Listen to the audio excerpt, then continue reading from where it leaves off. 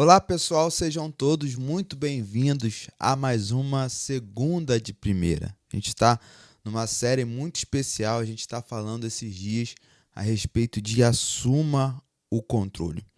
E a gente precisa ter algumas percepções, algumas coisas que já são práticas, algumas coisas que a gente já sabe, mas de fato precisam ser ditas para a gente. A gente está viajando ali no contexto da parábola do filho pródigo. Quem não conhece essa parábola, né? Lucas 15 vai relatar, vai falar sobre esse grande acontecimento, esse acontecimento que ali o título da palavra é o filho e toda a listagem, né, todos os acontecimentos, toda a filosofia da parábola está relacionada às atitudes do filho, mas de fato aquilo ali é para revelar o amor e a integridade do pai e a misericórdia do pai em receber aquele filho de volta, enfim. Mas a gente pode tirar algumas lições práticas que a gente aprende com aquele filho e isso tem acontecido com a gente precisa enquadrar isso na nossa vida e ter a percepção que a gente precisa dar um basta em algumas coisas. Então, se você conhece alguém que precisa de fato assumir o controle de novo da sua vida, compartilhe esse vídeo com essa pessoa. Se tem alguém também que você acha que precisa ouvir uma palavra da parte de Deus, então esse é o momento, compartilhe esse vídeo. Se você está gostando do nosso conteúdo, não deixe de deixar aquele like, aquela curtida, porque é uma forma do YouTube perceber que esse conteúdo é bom e indicar esse conteúdo para alguém.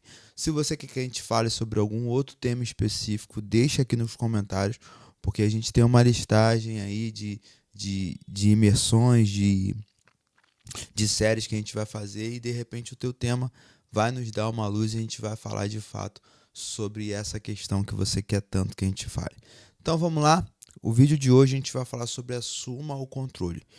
A gente vai continuar falando sobre essa série Assuma o Controle. E o que me chama a atenção nessa parábola do filho pródigo é que de fato o texto vai dizer no versículo de número 13, depois que ele recebe a parte da herança que cabia àquele filho, então ele recebe uma grande quantia em dinheiro e ele vai viver em uma terra longínqua.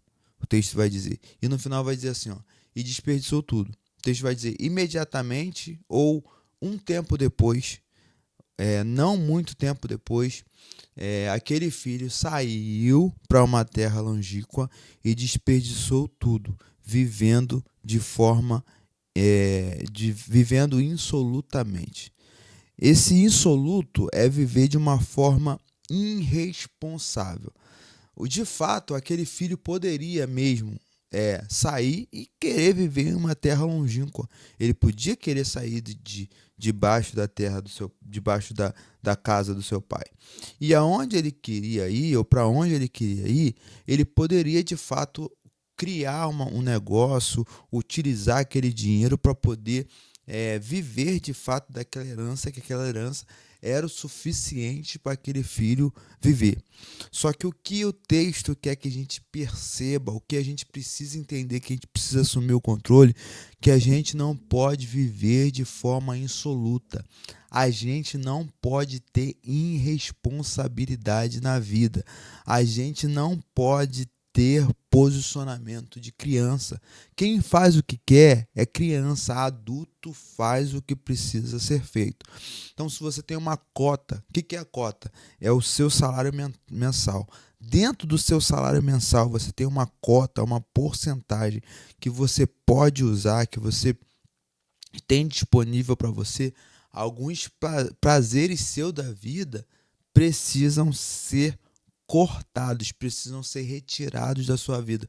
Você não pode viver de forma irresponsável. Cara, quem vive durante 30, 40, 50, 60 anos sem guardar R$ 1? Quem vive, e falando aqui, não estou falando da parte ética ou de ser politicamente correto, mas estou falando aqui simplesmente do fato de você trazer maldições espirituais para sua vida, porque você é um tipo de pessoa que compra e não paga, você é um tipo de pessoa que se atola em dívidas, você é um tipo de pessoa que não tem dinheiro disponível para nada. E a gente desperdiça diversas oportunidades, porque a oportunidade bate na nossa porta da gente fazer um negócio bem sucedido, da gente se tornar sócio de alguém, da gente entrar em uma sociedade que de fato pode mudar a história da sua vida, e a gente não tem 10 mil reais guardado. A gente não tem disponível o dinheiro, de repente, da passagem para ir fazer uma entrevista de emprego. De repente a gente é convidado para uma entrevista em uma empresa de fato muito conservadora, e quando vão consultar o nosso CPF, a gente está com o nome sujo, porque a gente comprou e não pagou, e a gente acha que não tem responsabilidade nenhuma sobre isso.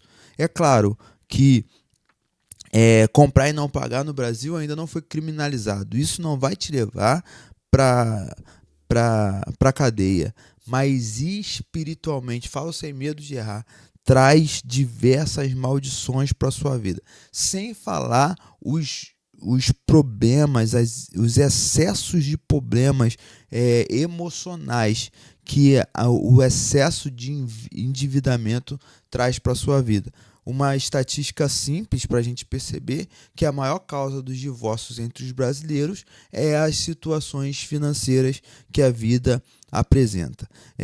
E não adianta dizer que é por causa de pouco dinheiro ou é por causa de pouca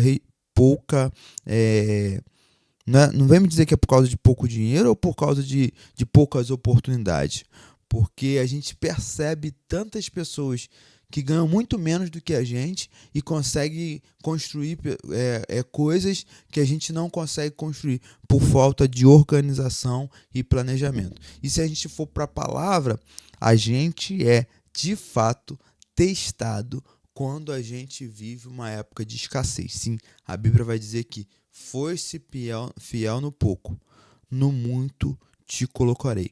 A condição bíblica, a condição espiritual adequada para se alcançar a plenitude, o muito e aquilo que de fato na nossa vida vai ser abundante é ter fidelidade no pouco. Então você precisa parar de fazer o que você quer. Você precisa parar de viver dissolutamente. Você precisa parar de pensar. A gente não pensa. Você precisa parar de não pensar antes de comprar uma coisa. Você precisa passar por 3 peneiras antes de fazer uma compra, antes de extrair uma dívida, antes de tomar uma decisão, antes de comer até uma casquinha no McDonald's. Até uma casquinha que você vai comer, você precisa parar para pensar. Eu posso. Eu preciso. Eu tenho dinheiro para isso. Você precisa parar de viver dissolutamente. Qual foi a pior crise daquele ser? Qual foi a pior crise daquele filho pródigo? Foi ter vivido dissolutamente. Foi ter vivido irresponsavelmente.